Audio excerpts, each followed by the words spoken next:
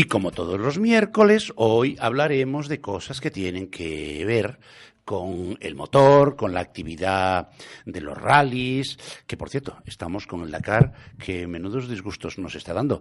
Don Julio González de motorgallego.com, la cosa está dura, ¿eh? Hola Ignacio, ¿qué tal? Buenos días.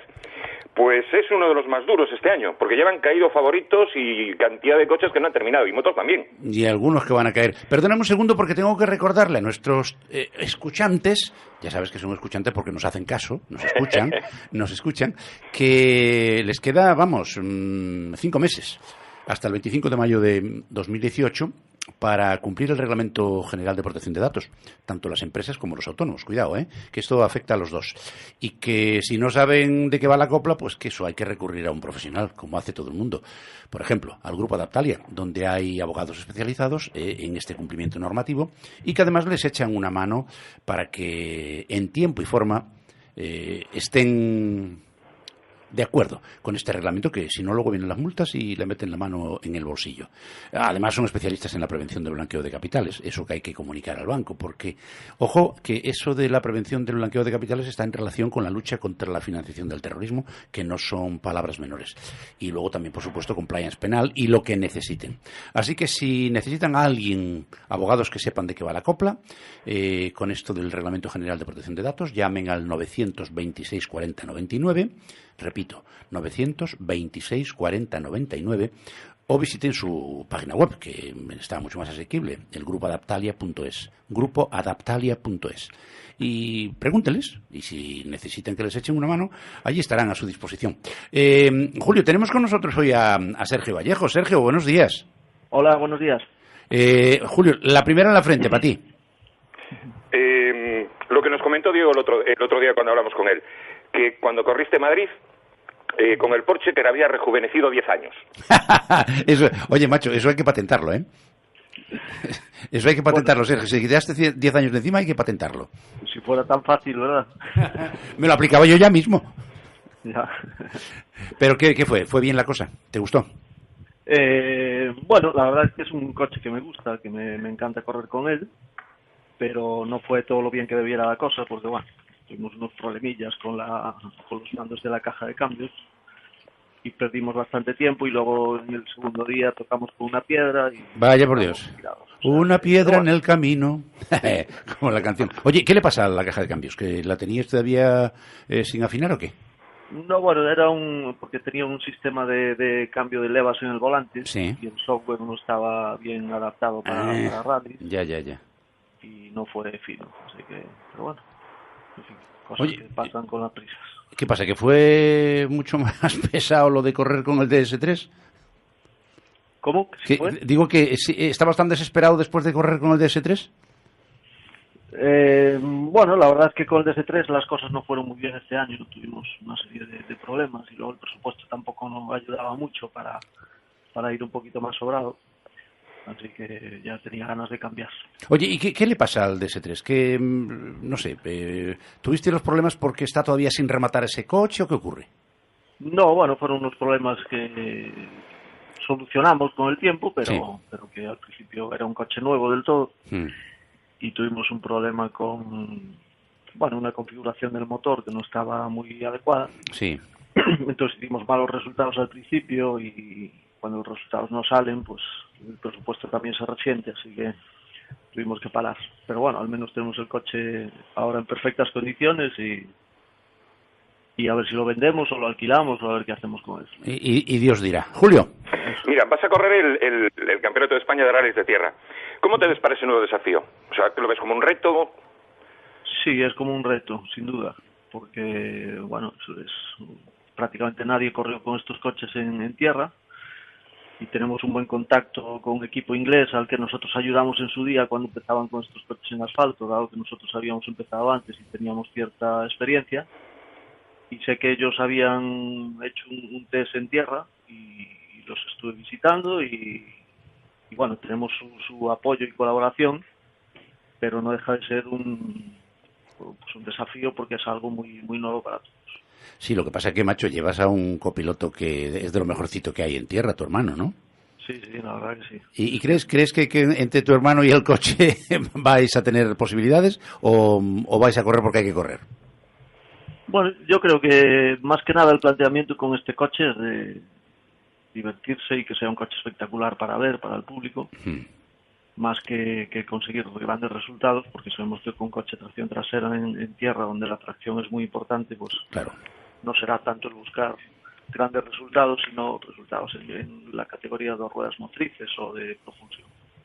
Oye, y lo que sí vais a dar en cualquier caso es eso, espectáculo y que la gente se lo pase bien, se divierta. Y bueno, si luego cae alguna buena clasificación, mejor todavía. Sí, evidentemente. Lo que hablamos con los sponsors, que al fin y al cabo son los que hacen posible que compitamos, pues fue eso precisamente, el tener una buena repercusión y que sea un coche que la gente esté esperando para ver y que sea divertido de ver, de escuchar y de conducir también. Oye, ¿quién nos patrocina? Que aquí nos gusta que reconocer a la gente que echa una mano, caramba. Sí, pues mira, por orden de importancia, primero Hijolusa, Patatas, una empresa de León, pero que venden todas las grandes superficies con distintas marcas, como son Doña Rogelia, Valdepicones, etcétera. Y ese es nuestro principal sponsor. Después tenemos Río Natura, que como sabéis es leche. Sí. Llevamos casi todo el supermercado ya en el coche. Para que no falte. Sí. Y luego tenemos Stark, que es una marca de equipos de lavado de coche. Sí. Y de maquinaria, de generadores, en fin, todas esas cosas. Boxes de lavado para gasolineras y tal. Sí. Luego tenemos ClickFair, que es una franquicia de ferreterías. Y luego ya pequeños sponsors, son menos importantes, pero que también ayudan a completar el presupuesto y que sin ellos tampoco podríamos llegar. Pues a todos ellos desde aquí, desde Radio, muchas gracias por apoyar el deporte, porque si no ellos nos sueltan la tela, mucha gente se quedaría sin poder practicar pues esta actividad y otras muchas, porque a ver, es evidente que se busca siempre repercusión, pero estas cosas se hacen muchas veces más por el corazón que por el bolsillo, ¿verdad, Julio? Exactamente. Los sponsors que tiene Vallejo Racing están con ellos a muerte desde siempre, o sea, con problemas o sin problemas siempre estuvieron con ellos. Eso es de agradecer y mucho. Sigue, Julio, pregunta tú. Julio, ¿me oyes? Sí, es que me dio la impresión de que se cortaba. No. Sergio, ¿cómo ves a Diego con Óscar Fuertes en este Dakar? Bien, hay que tener en cuenta que es la edición donde hay más dunas y arena, y Óscar no tenía experiencia en ese terreno, aunque fueron a entrenar un poco antes de empezar el rally a Perú, pero bueno, es un terreno en el que hay que tener cierta experiencia, y está haciendo el Dakar con más etapas de arena y de dunas, y además están siendo muy duras. O sea, estamos viendo que creo que a día de hoy hay en carrera 50 y pocos coches, así que se quedaron muchos en el camino. Hay que tener en cuenta eso, y además en la arena es muy importante, bueno, es más favorable para los que salen delante, porque la arena aún está virgen y no está tan batida, y es más fácil pasar, pero luego cuando ya pasan unos cuantos coches y ellos que van eso, en el puesto 40 y pico, 50, ya subieron del 40. Sí, bueno, pues encuentran el terreno mucho más blando, digamos, y es más fácil atascarse, así que yo creo que lo están haciendo muy aceptablemente. ¿Y te ves corriendo el Dakar?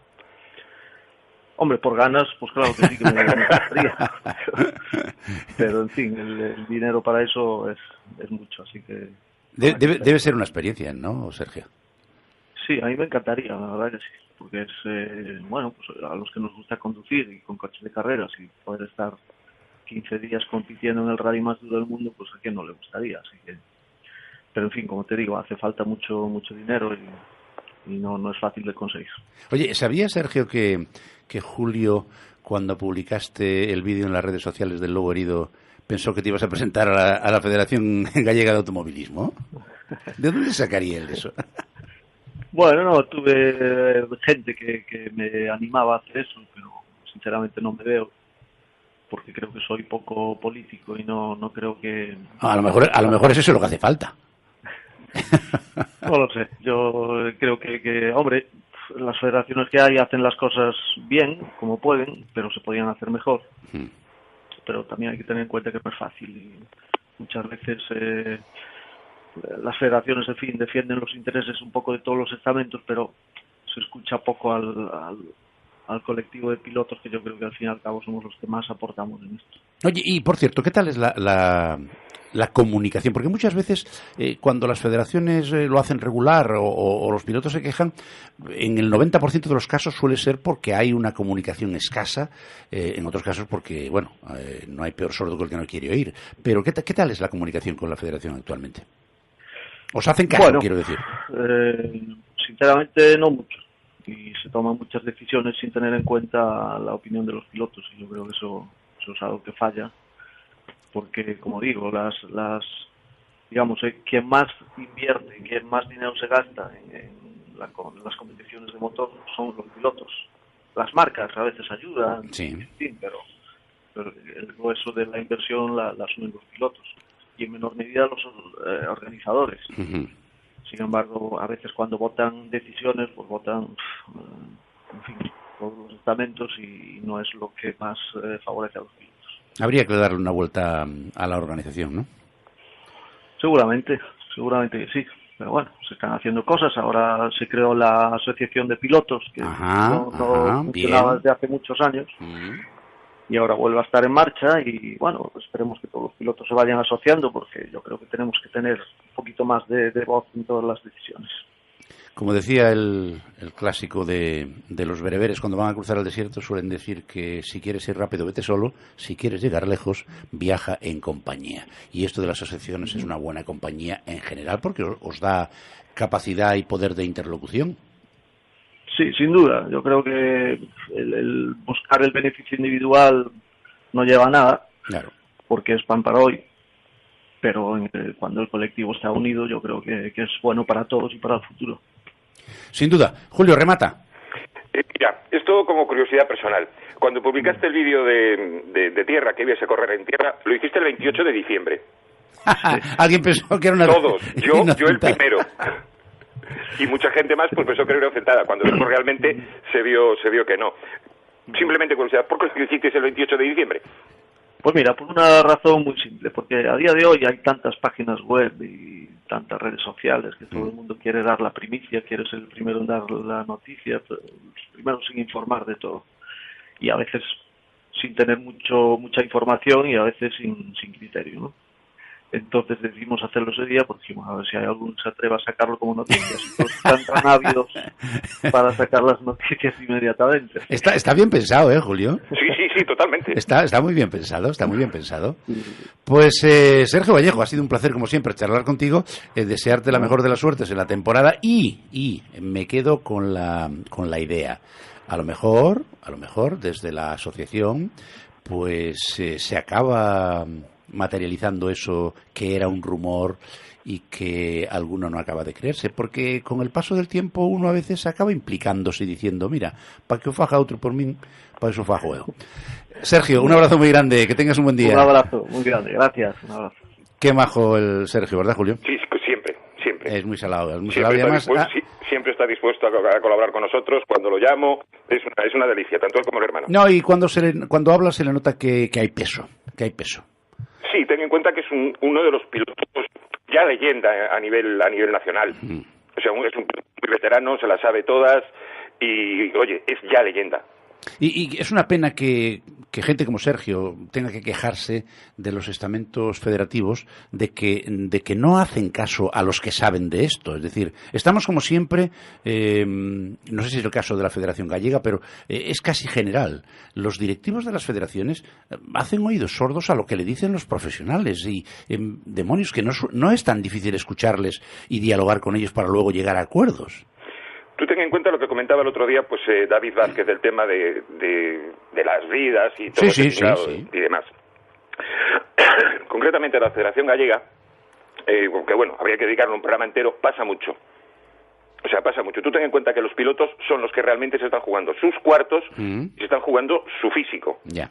Y son los que realmente tienen que opinar.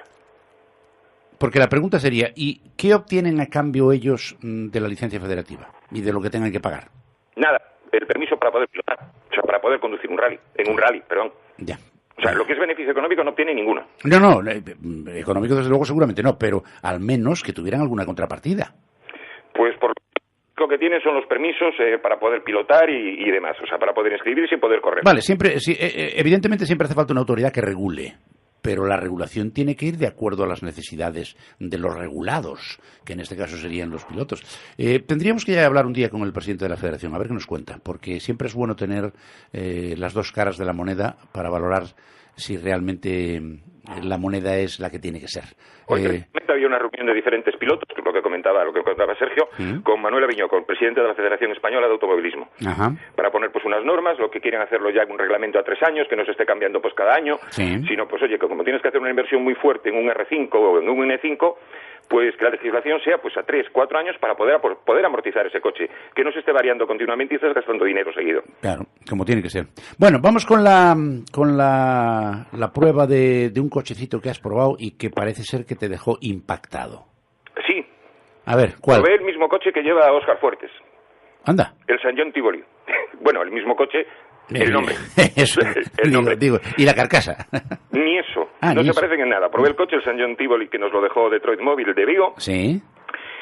Y me impactó. O sea, de verdad, es un sub, es un tipo todoterreno pequeñito, pero 1600, diésel de 115 caballos. El coche es inmenso, 5 personas adultas con su equipaje sin ningún tipo de problema, súper cómodo con todo el equipamiento que le quieras, pero lo que me dejó sorprendidísimo fue el motor. ¿Por qué? Porque nunca, y mira que he conducido coches, y he probado coches, jamás probé un coche que recuperara con esa fuerza. Claro. Es decir, ibas en tercera, a 1000 revoluciones, le dabas gas y el coche salía como un misil. De verdad, más que un eléctrico, ¿eh?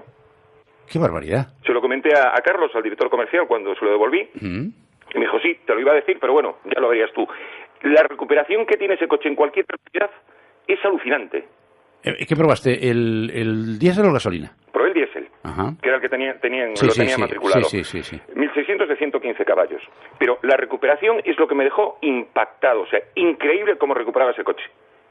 Desde las 1100 revoluciones, ese coche va como un tiro. No, los coches coreanos están haciendo cositas interesantes, ¿eh?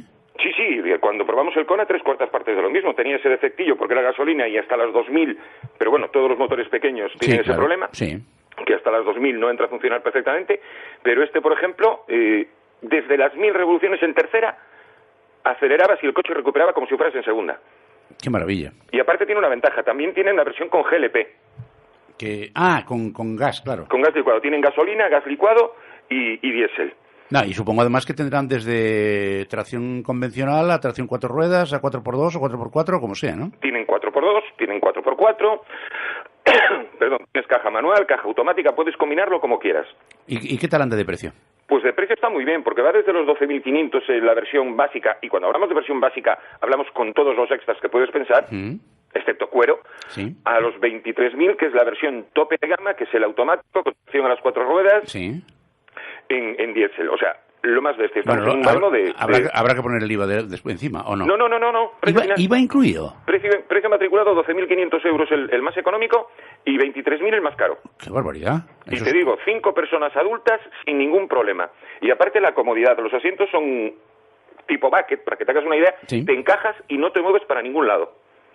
Qué bien. Yo me quedé muy sorprendido. No conocía la marca, pero no había probado nunca ninguno. Y la verdad quedé muy sorprendido y encantado con ese coche. ¿Cuáles serían sus rivales en el mercado? Pues el Nissan Juke, el Captur de Renault, el Hyundai Kona. Se mueve en el Audi, el Q1. Sí. Se mueve en ese baremo. Ya, pero luego tienes un precio sorprendente, ¿no? Sí, los coreanos tienen un precio muy, muy por debajo de los de aquí, de los europeos. ¿Y de garantía cómo va? De garantía 5 años. Caramba. Pero es que aparte el equipamiento... Es completo, claro. Es completo. Sí, era lo que decíamos en alguna ocasión, que las marcas asiáticas han apostado, por supuesto sin merma de la calidad, pero han apostado por la electrónica y el servicio que te presta el coche, el bajo consumo y demás, porque realmente, con la marca tú no puedes pelearte contra las grandes, porque ya tienen un mercado hecho, una tecnología muy avanzada desde el punto de vista de motorización y demás, pero estos han dicho, no, yo hago lo mismo, en la gama un poquito más baja, pero le meto de todo, porque si tú quieres una marca europea que te dé las mismas prestaciones, tanto de conectividad como de control y demás, como te lo meten de extra, te vas para arriba que da gloria. Sí, pero por ejemplo, no suena a lata, suena durísimo. Es un coche... Sí, ha mejorado mucho los materiales. Ruido interior cero, sí. O sea, no oyes nada, podría ser el típico ruidillo, sí. No oyes nada, cierras la puerta y cierra con sonido, o sea, como tiene que cerrar. Sí. No suena a lata, directamente. Está claro. Oye, ¿qué te ha parecido? Bueno, enhorabuena a San John, que parece que ha sacado un cacharrito muy majo. Y la verdad es que sí. Y los que quieran verlo ya saben, Detroit Móvil, que además es amigo de la casa. Por cierto... En la Avenida de Madrid, en Vigo. En la Avenida de Madrid, perfecto. Oye, ¿qué te ha parecido lo de la autopista el otro día? Una vergüenza. ¿Ah? Como a todo el mundo. ¿Por? Y después, aparte, salen los iluminados diciendo que la culpa era de los conductores por falta de previsión. Pero vamos a ver, la culpa la tiene toda la concesionaria de la autopista. Tenían una alerta extrema por nieve. No había ni una máquina quitanieves. Se produjo un accidente y se colapsó la autovía. Ya. O sea, la autopista, perdón, ¿qué es autopista? Es autopista de pago. Y no hubo reacción ninguna. Hasta que, pues pasadas 4, 5, 6 horas, empezó la UME a meterse en el medio. No, bueno, porque llamaron a la UME, pero la UME no es la responsable del mantenimiento. Los No. Los pobrillos van allí a hacer lo que pueden. ¿Cómo es posible que una autopista, o sea, la de Madrid, la que sale hacia Coruña, Sí, con alerta extrema por nieve, esté abierta? Y si está abierta, pues tienes que tener cada 3, 4 kilómetros una máquina quitanieves. Claro. Para que no se produzca este colapso. Bueno, pues la culpa es de todo el mundo, menos de la concesionaria, según la concesionaria. Yo escuchaba en directo el otro día en la radio a un abogado, precisamente, que había salido, me parece que a las 5 de la tarde o algo así, desde Madrid. Subió tranquilamente hacia la sierra, cruzó el túnel y cuando pasó el peaje, en el peaje no había absolutamente ningún anuncio de lo que había ya dentro y se metió para dentro, claro, se metió en la ratonera. Claro. Hasta las 10 de la mañana del día siguiente no pudo salir de allí.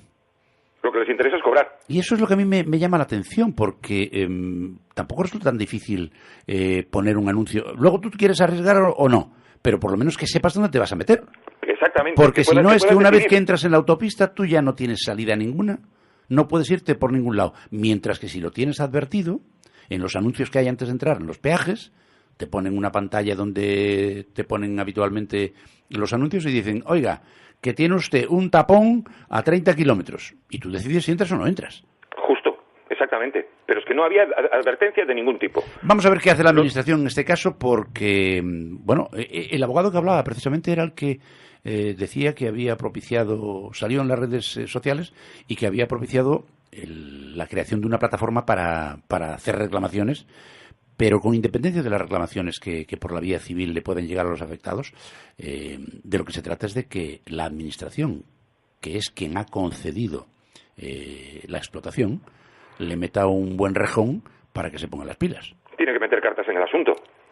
En fin, veremos lo que sucede, porque aquí me temo que vamos a jugar al ping-pong. Como casi siempre. Se van a pasar y la los pelota. perjudicados los que estuvieron 18 horas en el coche con frío. Naturalmente.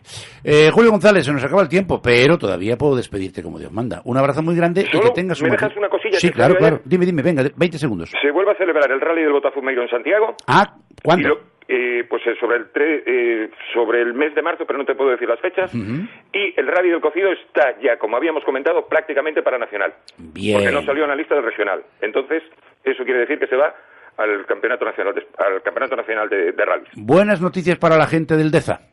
Exactamente, para la escudería de la Lindeza. Como tiene que ser. Allí estará metido por medio, seguramente echando una mano, su alcalde, Rafa Guiña, que es buen amigo de la casa. Estará encantado seguro, además, con que se celebre allí, porque eso le va a dar nombre a Lalín, que él quiere convertir en el centro de Galicia. Dice que geográficamente ya lo es, pero bueno, solo disputa Silleda y alguno que otro más por allí. Julio, un abrazo muy grande. Una muy buena noticia para todo el trabajo que lleva hecho esta escudería. Venga, que tengas un buen día. Igualmente, Ignacio, buenos días. Y ustedes no se me vayan.